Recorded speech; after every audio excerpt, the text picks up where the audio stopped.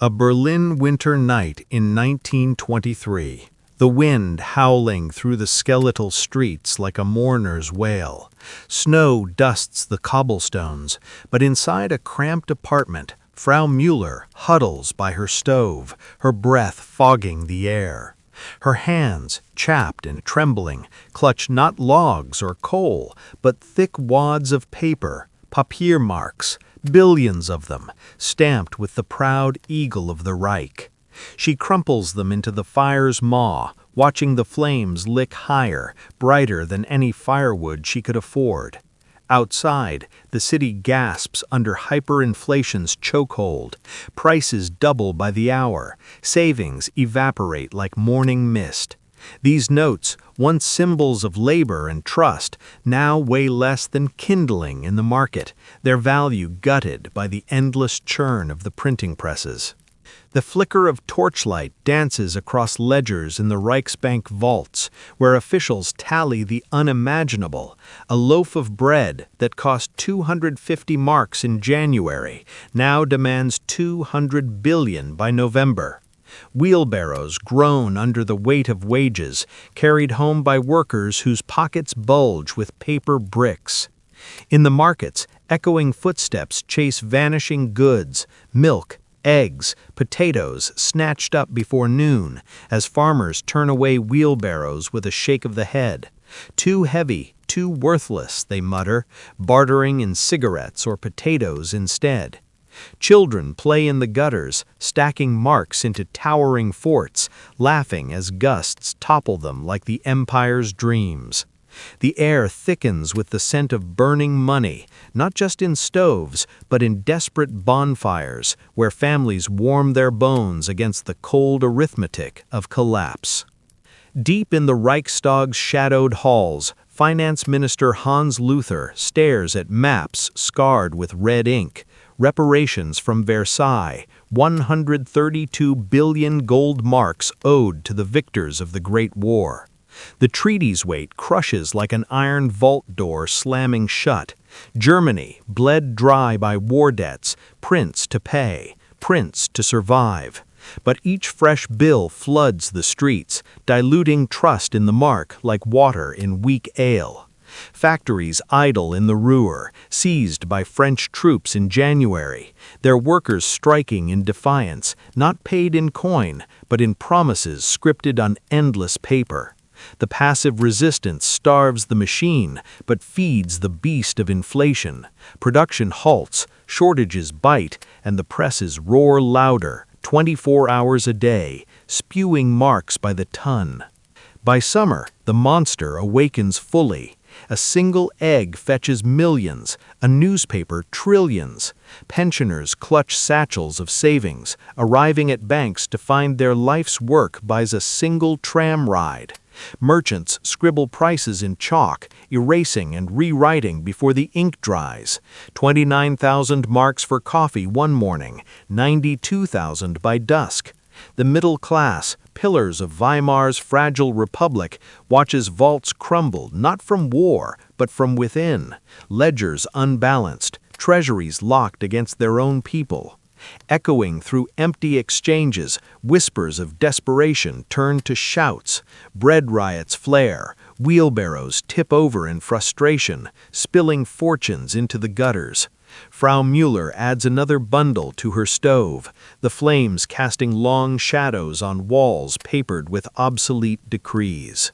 In this cauldron of paper and despair, the Weimar mark doesn't just devalue, it dies, stack by worthless stack.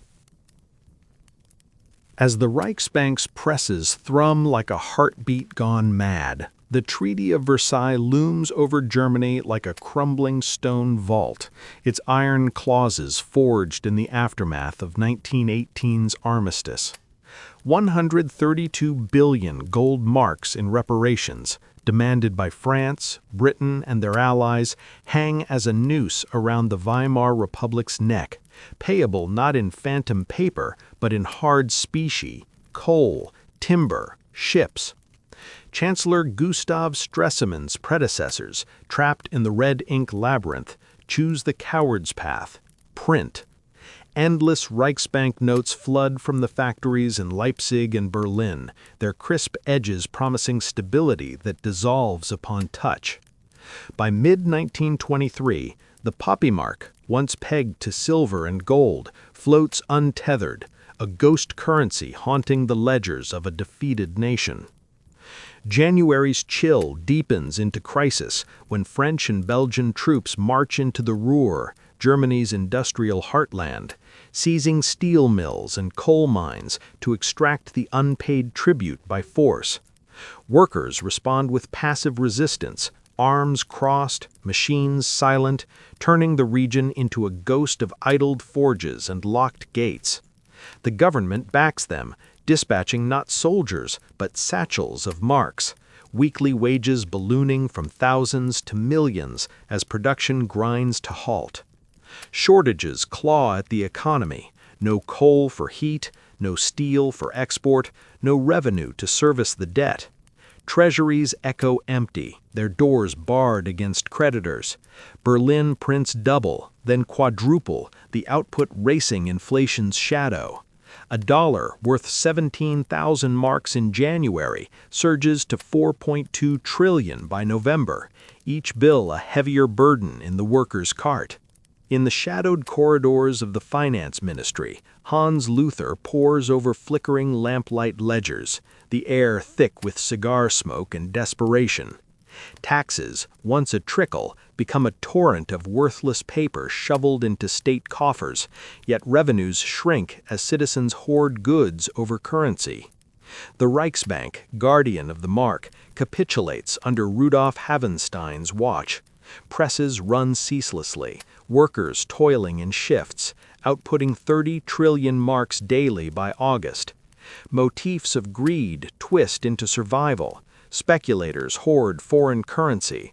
Black markets thrive on dollars and pounds, while the middle class pawns heirlooms for a fistful of stable francs. Farmers, sensing the rot, withhold grain, demanding barter, potatoes for potatoes, eggs traded in baskets, leaving city markets barren, footsteps echoing unanswered. Human stories pierce the monetary fog.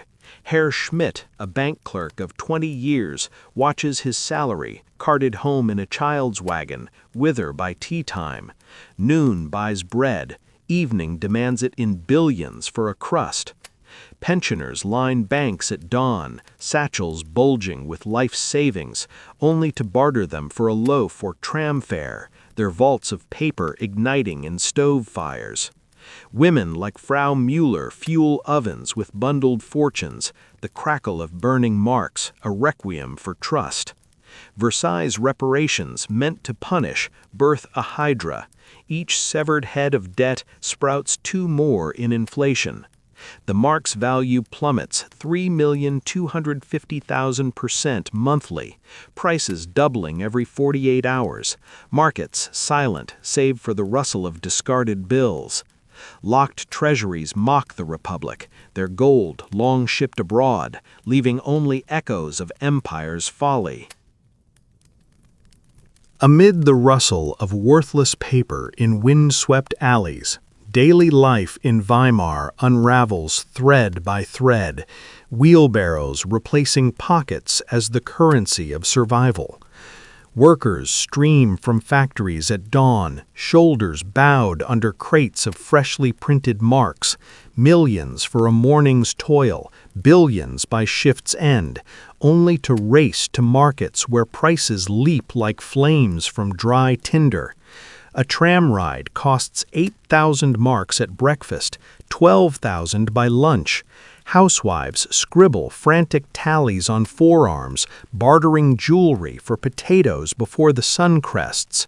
Bread, that humble staff of life, climbs from 250 marks in January to 200 billion by November, its price chalked anew on bakery doors every hour, erased by desperate erasers worn to nubs. Factories churn out not goods, but banknotes, their inky weight a mocking counterpoint to empty larders and silent looms. In shadowed tenements, families gather around tables scarred by knife marks from ration carving, meals measured in glances at flickering prices. Herr Klein, a printer at the Reichsbank, hauls home a satchel heavy as lead, 30 trillion marks for his week's labor. Yet by evening it buys scant milk for his children, the rest fueling the stove against autumn's bite. Children, oblivious to the ledger's doom, build castles from bundled billions in playgrounds, toppling them with glee as gusts scatter fortunes like autumn leaves. Pensioners shuffle to banks before first light, clutching life's vault in threadbare bags, emerging with crumbs of bread and eyes hollowed by evaporation. Markets echo with haggling turned to silence, stalls bare as stripped treasuries, footsteps chasing phantom wares, eggs gone by 10 a.m., meat a memory traded in whispers for foreign coins. Black markets bloom in basements, dollars and pounds kings amid the paper rubble, their metallic clink a dirge for the mark's reign. Desperation carves deeper scars on the Republic's soul. Riots flicker in Berlin's streets, not for bread alone, but for the betrayal of savings, middle-class vaults crumbling to dust, professors peddling possessions for a week's groceries, dowagers burning heirloom bonds in hearths. Wheelbarrows tip in frustration, spilling cascades of color-coded notes into gutters, swept away by rain like tears unwept. Farmers barricade barns, rejecting cartloads of currency for bushels of grain, their ledgers balanced in barter while cities starve. Speculators prowl exchanges, their pockets lined with stable francs, preying on the panic. Suicides shadow ledgers, families shattered by debts that balloon overnight. The Reichstag's halls ring with futile decrees, treasuries locked against a tide of paper no vault can hold. Frau Müller, once a seamstress of modest means, now mends clothes for potatoes, her stove's glow fed by the ashes of prosperity. Inflation's arithmetic spares no one, 29,000% monthly by July, prices doubling every 2 days, a mathematical requiem echoing through empty halls. From the smoldering ashes of Weimar's paper pyres rises a sobering bridge to our own ledgers, where the echo of those printing presses whispers timeless cautions against the alchemy of unchecked money. The Weimar collapse, born of reparations' iron yoke and endless issuance, teaches that no currency endures when trust dissolves in floods of fiat. Lessons etched not just in ledgers alone, but in the quiet choices that safeguard personal vaults today. Begin by cultivating reserves in sound assets, those unyielding anchors like gold or commodities that weather inflation's storm, their weight a bulwark where paper falters. Diversify holdings beyond any single currency's shadow, spreading wealth across borders and forms, real estate yielding rents, productive lands bearing fruit, or equities tied to enduring enterprise, ensuring no single tide drowns the fleet. Spot inflation's early spark with disciplined vigilance. Track not just prices at the till, but the velocity of money in central vaults, the swell of deficits in shadowed treasuries, the creak of over-leveraged debts straining like warped beams. Avoid the siren's call of over-borrowing, that hollow promise of growth on credit's fragile scaffold. Instead, live within earnings bounds, amassing buffers that multiply in compound silence, shielding families from the wheelbarrow's curse. Hedge with foreign stores, stable currencies, or hard assets when domestic marks show chalked price frenzy, their value doubling not in days but decades of prudent stewardship. These steps, grounded in Weimar's ruin, empower the individual amid any republic's tremor. Build wealth that needs no press to thrive, vaults sealed against the flood. Yet broader consequences linger in contemplation, as every empire, from Rome's debased denarii to Weimar's fiery marks, carries the seeds of its own bankruptcy, sown in greed's fertile soil or necessity's desperate plowing. Crumbling stone treasuries across generations reveal a pattern. When rulers print to evade hard reckonings, markets fall silent, footsteps echo in empty exchanges, and societies fracture under values void. The middle class, Weimar's forgotten pillars, evaporates not in war but in monetary betrayal, their lost fortunes fueling radicals' rise from shadowed halls.